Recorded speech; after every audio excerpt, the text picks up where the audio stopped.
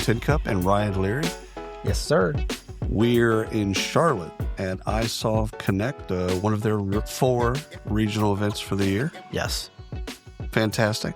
This has been a really good event. I like this size of show. Yes. Because you can actually, I've met the same people a couple times. It's like you can actually talk.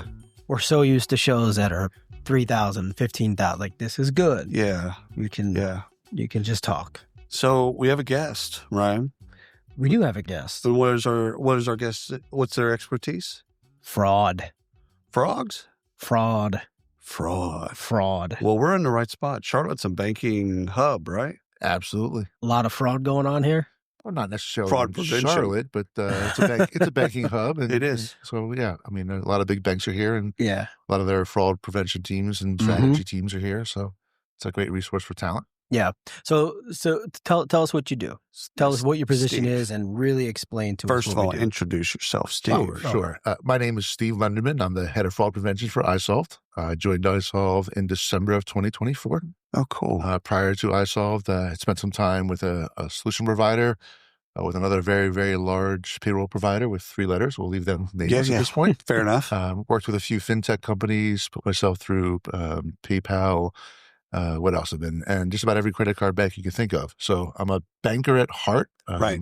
Born and raised in Wilmington, Delaware, the other banking capital of the world. Correct. And so I'm here basically trying to help isolved along with the rest of the industry catch up to what we're seeing in the fraud space. So my banking industry experience really helps me get payroll caught up, because what we're seeing in the payroll space now is a direct descendant of banking fraud. I had a guy that I went to business school with, Eric Giles, and he was in fraud prevention, credit card fraud prevention before business school. After business school, went right back into it, and that's all he's ever done is fraud prevention. And it's just kind of amazing. It's like you'd think that, okay, it's fixed, right? Never done. The work is never done. Yeah, I always joke that it's always funerals and fraud. Neither one are going away. Taxes. Fraud and taxes. Yeah. That's funny. So tell us about the intersection of fraud and payroll, because I would assume that most of the audience haven't put the two together. Yeah, so one thing I was just chatting with one of the attendees here is that we need to think about fraud from essentially a banking perspective. And I know we're a payroll company, but when you really think about the payroll space or the insurance space in general, we receive payments in, we send payments out, and we hold money. Right. Sounds like a bank to me. Sounds like a bank. It's a bank. Yeah. So we are first bank of isolved. Yeah. We're in theory a bank that obviously sells a product, which is payroll. And so as soon as we shift the mindset to that concept of understanding that we are a bank, it really shapes and defines how we build our fraud prevention strategies out. Because most of these strategies and playbooks are kind of already built by the banking industry. So that's why I think I bring a lot of experience and knowledge to isolved, so we don't have to reinvent the wheel. You've kind of seen it. I would say seen it all, but that's probably not the truth. Yeah, you think you see everything, and then once in a while, you see something, you just have to tip your hat to the bad guy. Like, that was good. That was a good one. That was a good one. Okay, fair enough. Got me once, that's fine. Twice, okay. 22 different social security numbers. Yeah. We see that all too often. That's pretty easy. I want to hear some of these stories. I read one this morning that they caught out of the Social Security Department. They caught a person in Louisiana that had, 32 different Social Security numbers, and he was earning over $1 million a year. Wow. In Social Security payments. Surprise me. I mean, first of all, I want that life. However, I don't want to break the law to get that life. But tell us some of the stories, the horror stories that you see or you heard of, been a part of. So in the payroll space, we see essentially 2 types of fraud vectors. One we call first-party fraud, where the individual themselves are the ones committing the fraud. So your example about your Social Security Administration benefits, et cetera. So we would see some first-party fraud in a payroll space where an individual applies for payroll services, maybe has a fictitious business or a failing business, and their intent is essentially to apply for a new account, be approved, run a payroll, and essentially we call first pay default, where they run a payroll for X amount of dollars. The payroll provider goes to try to claw the money back on Monday or Tuesday, and realize the bank account is empty, and The payroll provider is usually sitting on the loss between, whatever the payroll run was. It could be 5,000, it could be 50,000. It just really depends. So it's kind of a first party, first pay default scenario. The challenge with those, obviously, you have to prove intent. Like it's the real person using the real name and date of birth, social security number. Right. Creating a business is relatively simple from a legitimate perspective. So in that scenario, you're floating them. Yes. Yeah. So that's a little secret that most people don't understand is that in the payroll space, it's like a 3-4 day loan, essentially, right? And that's my experience at PayPal. I used to manage fraud for their small business lending platform, which is the same concept. I don't mind that if we've worked together for a year or two. Yeah. We don't have to play golf or anything like that, but if we've worked together for a little while. You need another day or whatever it's going to be. I'm okay with that. But a new customer getting that same float. Well, there's some rules there, right? Obviously, there's controls around limits and exposure. Some of it's a credit risk perspective. It triggers something. I mean, getting through, any onboarding should be some controls there. Right. Unfortunately, when fraud happens, they've beat the controls. And so one of the controls that a lot of individuals believe is a fraud control is know your customer, know your business, which really are unfortunately just regulatory checkboxes, because every fraud passes a KYC or a KYB, right? And so so we see that kind of fraud. It's not a heavy incident in the industry, but it's an expensive incident, right? So it may not have a lot of those incidents, but they definitely hurt. Next kind of fraud we're seeing is we refer to as like third-party frauds. These are, a third party committing fraud against a business owner or a business themselves, or against an employee. Typically, these attacks take place in the form of an account takeover. Right. So you have an existing account. It could have been a customer for 10 years, 20 years, good employees, no defaults, great customers, and unfortunately, an admin or an employee may not practice the best cybersecurity practices and maybe doesn't change their passwords and use the lower forms of two-factor authentication. Right. The reality of the story is that they get compromised. The bad guy logs into the account, then typically makes changes, either increases the pay, changes bank account deposits, reduces tax burdens, adds ghost employees if it's an admin compromise. And then, when payroll runs the following, day or two, the money that should have gone to your account as payroll on Friday goes to another account that has the bad actor control. And does that go on that in that situation? How likely is it that it goes unnoticed? Typically in the payroll industry, most of us are in what we call a reactive stance. So we're waiting for a change to an account, and then we're waiting for the money to be moved. Right. Where it differs in the banking space is we're much more in a predictive stance. And so there are things that will tell us, based on some behavior and logins and some digital crumbs that we look at, that will tell us there's something not right here. Yeah, these things don't add up. I mean, think about when you're you're shopping and you're at your credit card and you go to Best Buy or wherever the store is, and they get the alert that says, "Are you making a transaction at Best Buy?" That's a predictive response. Right. You haven't been to Best Buy in 2 years. What's going on? I actually did go to Best Buy last week. No. But yeah. And even what's more interesting is that transaction, and then you take a flight to France and the next day and you use a card in France. It's like, are you? Yeah. So I spent many years in the credit card world, and I can tell you where they're at now and think about it. We used to have to call in and place travel alerts when you were about to go. Now, I remember. Now the banks know based on, hey, you just bought an airline ticket, you just did a hotel reservation. That's right. Marks that. It's. Someone would say it's machine learning, artificial intelligence. I kind of call it common sense. But they are now at the point where that's what they're doing, right? Yeah. And so that's what you want them to do. That's what we want them to do. It's what we want to be. It's what our clients expect for us in the payroll space too, right? Because it's one thing if I get declined to make a TV purchase, right? But what if I decline your payroll? Like on Friday morning, can't do that. You can't do that. There's regulatory controls there, obviously, but there's also significant client impact and employee impact, and bills don't get paid and things like that. And so it's really, really important that we have the rules that fire, we prevent fraud, that we're eliminating what we call false positives. We want to stop the bad and let the good go. And there's a couple different strategies around that, and we're working on those strategies as we speak and putting us in a much more predictive space. So onboarding, you mentioned getting some better controls, working on always kind of calibrating your controls there. And then do you kind of do some type of audit is there some type of a way to be more predictive? Sure. It's a data-driven world. So everything I'm looking at is a data perspective. The days of asking, for voided checks and Yeah. copies of your driver's license, I understand that concept, right? Yeah. But those just don't work anymore. No. And so our posture now is shifting dramatically to data-driven.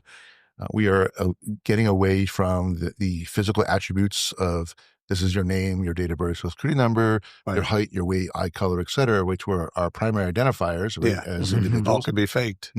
All of it, yeah, it's very much faked and very much readily available. Right. I did a talk earlier today, and I looked this morning on a couple different sites, and your full identity, which we call fulls, is available right now for about $7.10. Yeah. And that's not just your name, that's everything about you, right? Yeah. And The whole file. yeah. So we're getting into a data perspective where we're looking at when onboarding, we're looking at different sets of data, non-traditional data, things that we all do as individuals, but don't realize you do it because unfortunately, or maybe fortunately, depending on how you look at it, like whenever a payroll company or a bank or an insurance company, like we're just data on a screen. Yeah. Like we don't have that interaction anymore where I remember my parents going into the local bank and they never had to ask for identity because the teller knew exactly who they were for the last 30 years. Right. Now we don't go to branches. Now we don't go to, so now everything we're just Take a picture digital of the check. Yeah. Yeah. Just picture the check and it. Digital identities is all we are, right? Right. And this magical phone thing is your life right now. Right. It is. We recently, Steve, talked about a story where we'll leave the company out of it, but where they ran background checks, last week. Yep. And they were twin brothers. The person that went for the job didn't get had the offer in hand, and then the offer was rescinded because of a criminal record. But it was his twin brother. Yeah. And they didn't had have the same birthday. same birthday, same hair, it's bad same data. eyes, Right. same everything. It's bad data. Yeah. So I would say we would not look at those twins, for example, because physically they're twins, right? We would look at it from a data perspective. And so I would look at how they manage their devices. How do they log in? Are they on both iPhones? Are they one's on Android? There's things that we're going to look at behaviorally as well. Even though they're twins and they still can probably complete each of the sentences, they behave different digitally. Right? Are they how they mount their mouse patterns, how they cut and paste, time on screen. These are all things that we're collecting new data sources essentially to determine, okay, this is really this person because this is how they behave every time. Down to mouse movements. It's mouse movements. It's time on screen. Wow. We're looking at pixels. We're looking at, there's 800 plus characteristics we can look at on a digital device to identify if you are, who you are. That helps you get to the are you part, which we had a show a couple of weeks back now, and the guy has built a solution that it's an identity verification play, and it's done through your phone. So not through the web. Everything's done through your phone. And his thing was, we talked about deep fakes for probably 15 minutes. And he's like, North Korea is killing us with deep fakes. I mean, they're just farms and farms and farms of people just making stuff. And again, having that file, having that record on you, be able to find stuff, make stuff, and apply to credit cards, do whatever. It's insane. Yeah, it's a great segue, whether you did that on purpose or not, into an area that I specialize in. Is called synthetic identity. Yeah, which essentially is making up an individual from a data perspective and using that identity basically in a financial matter. Yeah, right. And so, as you mentioned, that IDV company, they're trying to bind an identity to a device, to a phone, right? And so that concept works, but what if the identity itself is completely fictitious? I can create anything I want to. It's anything I want to manage it to. And I have a smartphone. And I'm going to pass most IDVs just based on, again, what I do with the data. Right. There's a little more work involved in that type of fraud, much more complex. But like any investment, the more you put in, the more you can get out. Right. So the next kind of wave of payroll fraud that we're starting to see, again, coming from the commercial banking side of things, is this concept of synthetic entities and synthetic identity. So instead of now having to steal your identity as a business owner, I just create a fictitious individual, make them a business owner, create a fictitious business, match the two together, and then I go about applying for commercial loans or payroll or insurance. Could get as deep in the auto industry for vehicles. And the commercial space right now it's just much more valuable from a fraud perspective. Right. And honestly, the commercial space is so much easier. Right. The banks, because they're behind. Look, yeah, the consumer space, the banks are regulated by Reg E and Reg Z, Right. and a lot of pressure. In the commercial banking space in particular, it's almost unregulated. Yeah. So there's not really forced to do the things they would do for a consumer, right? So if someone compromises your debit card, for example, the bank's going to make you whole. Right. If someone compromises your bank commercial account, the bank is not obligated to fulfill your fraud request. So the owner of the business is on the hook for that. So, wow. How often or how many hours are you on the dark web a week? So it's a fun question. I would say 5 years ago, I would spend between 5 and 10 hours a week kind of messing around on a dirty machine. Yeah. The last 2 years, the dark web is gone. It's quiet. It's crazy. They don't have to go. They don't have to go dark anymore. It's on Pinterest, Instagram, GitHub, Telegram, TikTok. Signal. Yeah. You don't need to go dark deep web to find your data. Wow. It's readily available. Only the really, really bad guys are playing in that space right now. Yeah. With AI and machine learning, unfortunately, it's lowered the entry barrier for bad guys to commit fraud. Right. To do certain things, you have to be really good at it. Now you can just have Just Copilot use or ChatGPT. chat or somebody.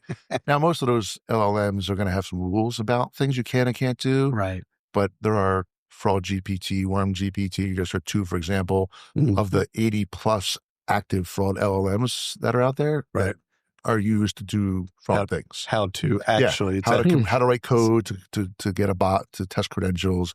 How to create documents, how to create fake driver's licenses, how to create payroll accounts, et cetera. Right. And so this is going to terrify people listening. Absolutely. As he's talking, terrifying. I'm thinking like I should be getting ready to ask you the next question. This I'm is thinking nightmares. This kind of sucks. It's job security for sure. 100%. Yeah, no doubt. But what's your relationship with the hacking community? So as they far don't as like him. Well, no. So I'm more white hats. Yeah, I'm more of a fraud guy, right? And so there is this version of like cyber and fraud. Most of the hacking, quote unquote, white hats, black hats, gray hats are typically on just the cyber side. And one thing we get confused just in the industry in general, right, is this concept of cyber fraud. Right. It's really important that we all understand, a majority of fraud starts with a cyber event. Right. But not every cyber event becomes a fraud, right? I'm just going to ballpark it here. It's a quote, I would guesstimate it's a 20 to 30 times over ratio of incidents of cyber versus fraud, right? Right. Okay. It becomes a fraud event when money movement is attempted, right? Until then, it's just kind of just if I am able to compromise your email account, compromise your payroll account, your bank account, and until I move the money, it's a cyber event. Well, once I move the money, then it becomes a fraud event. And that's where I step in. A web development firm in the late 90s, early aughts. And it's late one night, Tuesday night or something like that. And the light's on in the development room. So I go back there and I'm like, hey, man, what are you doing? What's going on? He goes, you probably shouldn't know what I'm doing. And I'm like, nah, now you got me. Now I need to know. And he goes, I'm inside of an Italian bank. And I'm like, what are you doing? He goes, I just want to kind of see how their data is structured. It's like, I'm not going to do anything. I'm curious as to how it looks. And I'm like, so you're inside of a bank and you're just kind of tooling around looking at people's stuff and with absolutely no intent to do anything other than he's curious. Yeah. Cyber event. Right. Yeah. Cyber event. What's the difference? With no intent to take money or any of that. Like that's no one was bit. What's the difference criminally? So I'm not an attorney or a prosecutor. Yeah. So that's my disclaimer. There you go. We said that before. I like that. However, but the reality is the rules the laws that are prosecute them are a little different, right? When you're looking at people's data from a privacy perspective, the laws are different. Right. In a fraud world, it's driven around dollar amounts with like what is the loss based on, and unfortunately different felony levels. Mostly federally prosecuted because most of the fraud itself, money moving crosses state lines or international borders. So calling your local police department or state police. We're not gonna do anything. I mean, they have their hands full already. That's an FBI thing, or becomes it's an an FBI. FBI, Secret Service, Postal Inspection, et cetera. Federal agencies, and depending on where you're at, maybe even Treasury. It depends. Yeah, it just depends on the amounts and the type of fraud, et cetera. Right.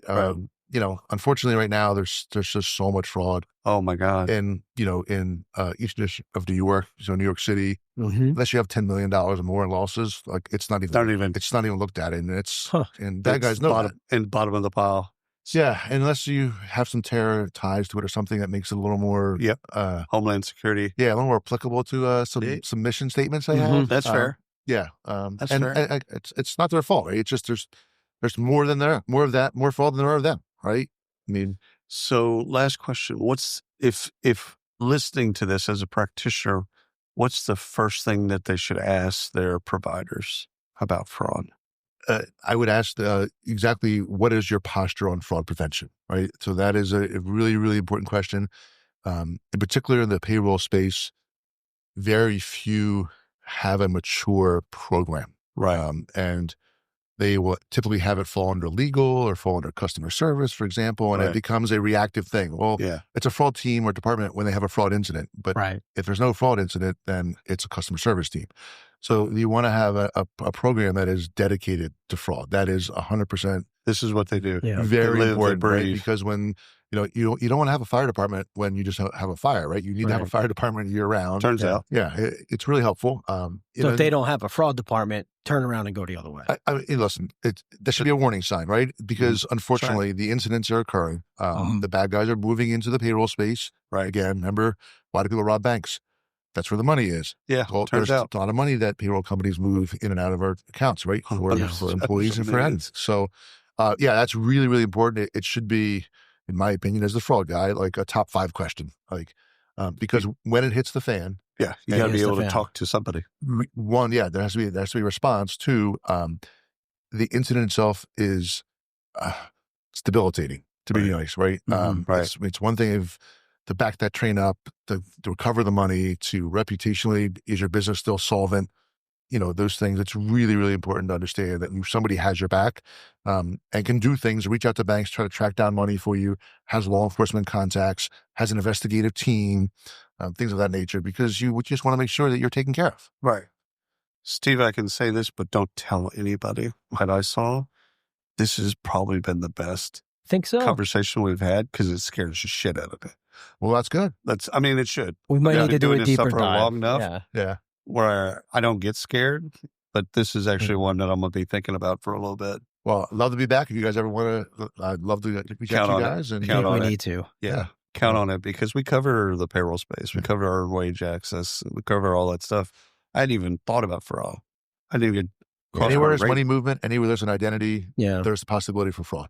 We've dug into identity a lot, because background checks and identity verifications, we've just have a lot of background there, but not around fraud. Yeah, I mean, there's insider fraud, individual committee fraud. There's going to be fraud. There's fraud in 401k. There's fraud as HSA, FSA. I mean, again, anywhere there's money movement, there's going to be opportunity for someone to. And we just trust the providers to handle it, and we don't even think about this. But this is a great buying question. Yeah, for those that are thinking about either going to a payroll or thinking about switching from payroll. This is one of the first questions to be asked. It's just like, do you have a fraud department? Yeah. I think this definitely calls for like a LinkedIn Live buying question type of show. Yeah. I like that, because there's other questions, but this could be a knockout question. Yeah. If they don't have specifically, who's the gal or the guy in the department, how many people do you have in it, the resources, what kind of follow-up problems do they solve, et cetera. You want to make sure that you have fraud prevention baked into your product. Right. And unfortunately, a lot of organizations build a product. Right. And then think of fraud. Customer experience, and then they have the fraud, and then you have to try to, fix the wheels on a moving vehicle. Right? Yeah. And that just doesn't work. You have to be able to have fraud. It's a Michael Dell reference. Baked into your product, right? You have to have it, right? Because that's one reason I came to isolved. It is absolutely baked in. That's fantastic. And I'm here to support that. Brother, Thank you so much for stopping by. This was fun. Dropping some knowledge. It's always fun. Some terror, some sweet sweats that I Definitely. might have tonight. But this is the stuff we should be talking about. Absolutely.